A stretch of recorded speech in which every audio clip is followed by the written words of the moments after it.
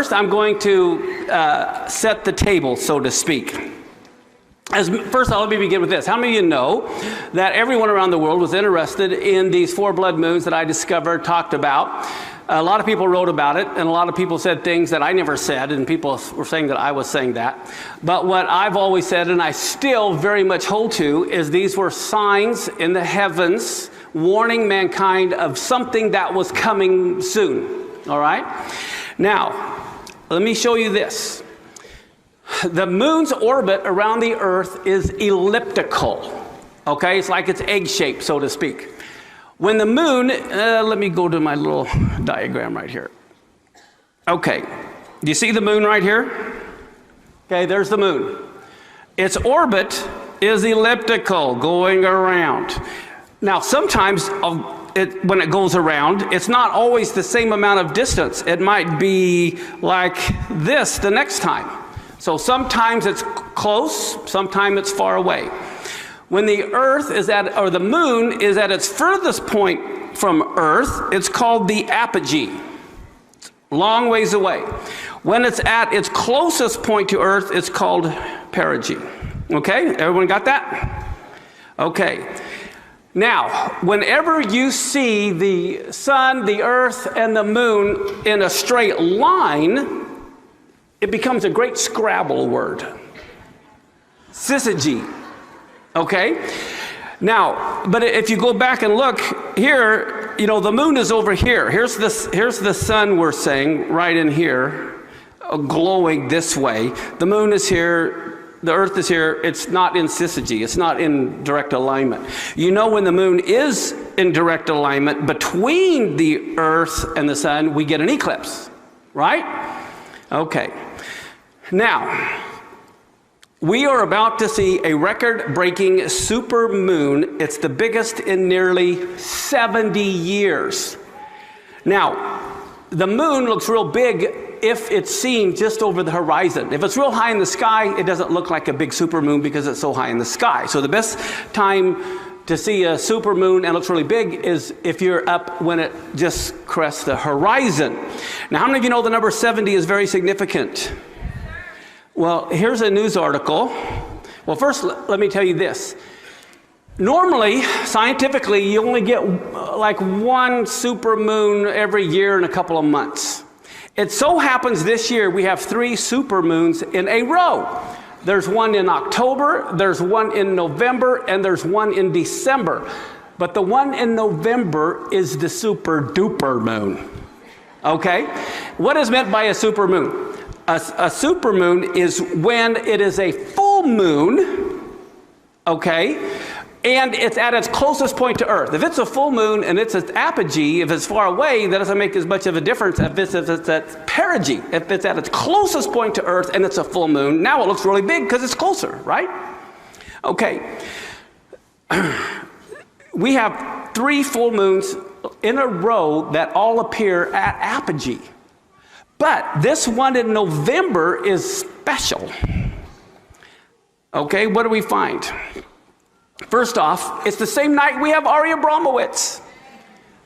Now, supposedly, because we're going on daylight savings time, according to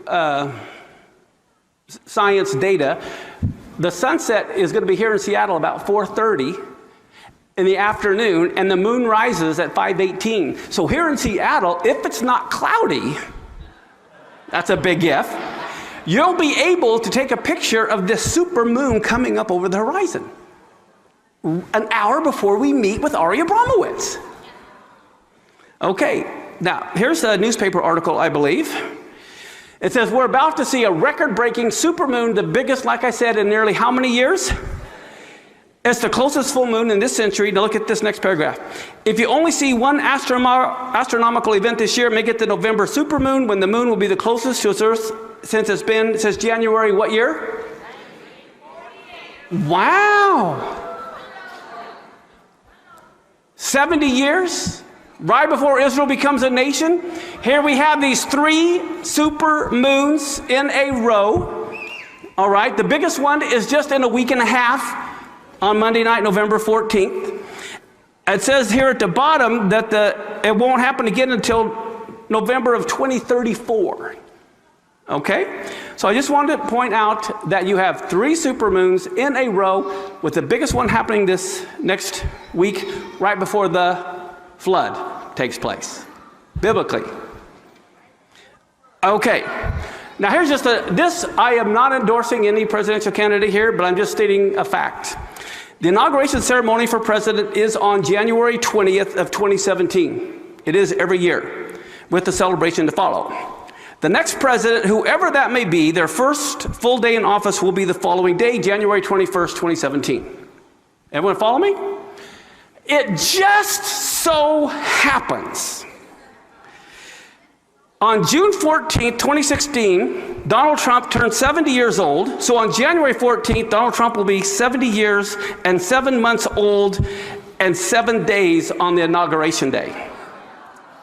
Now, I just think that's fact. This is a fact. Donald Trump will be 70 years old, 7 months and 7 days old, his first day in office. Now, I'm not endorsing a candidate. I am just telling you that this is fascinating. This kind of stuff fascinates me.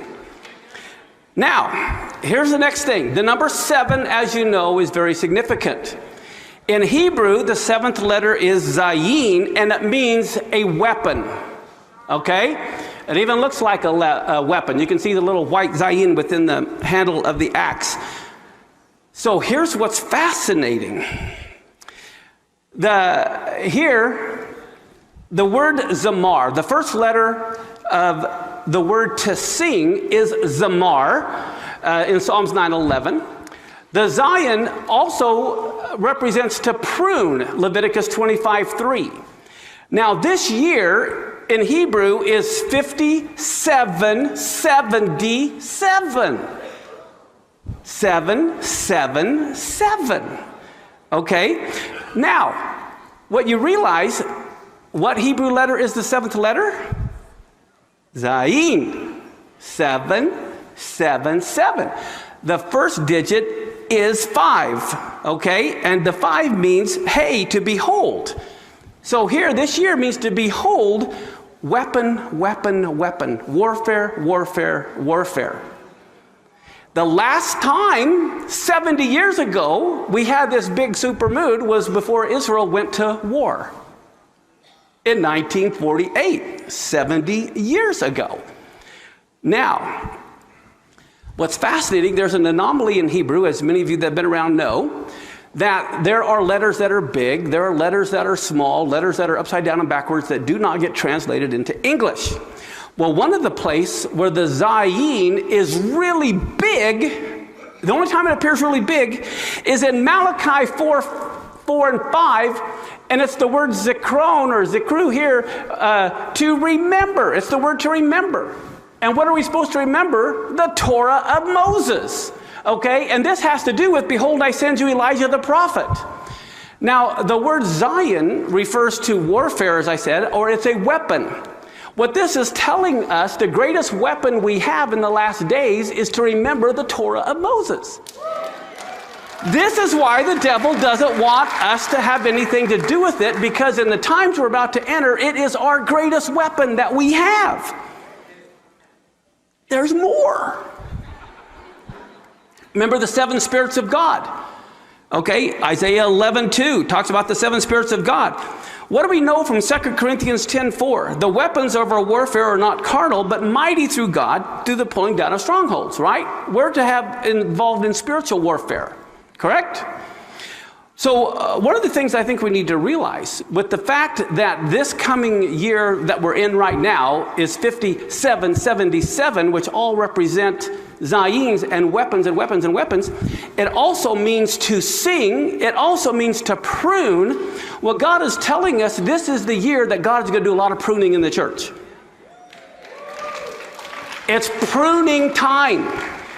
But our warfare is to sing the Psalms. Okay, we need to be concentrating and remembering the Torah of Moses and praising Him. Now, in case you didn't know, in your Torah scrolls and the like, there's these little toggans that are over certain letters. Okay, so these are the. How many of you ever seen those in Torah scrolls? What the sages say is each one of those are actually little Zions or weapons, spiritual weapons. Okay? Now, how many of you know Psalms 91? How many of you know it's a warfare psalm? Is Psalms 91 a warfare psalm? You guys know this, right? Nowhere in the entire psalm is there a letter Zion. And so people would think, well, wait a minute. If that is a warfare psalm, why are there no Zions in it? Guess what? Do you see on, I don't know if you could really see on this, those little toggans? See the little toggans? Here, let me use my little color here. Do you see how the little three, there we go. Do you see this one has the toggans on it? You can see this one has it on it, this one has it on it, this one has it on it, this one, this one, this one.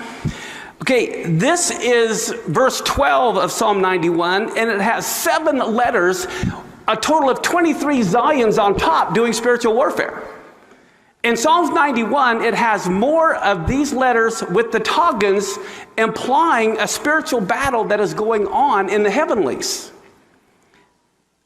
And so, let me go back. So basically, when we recite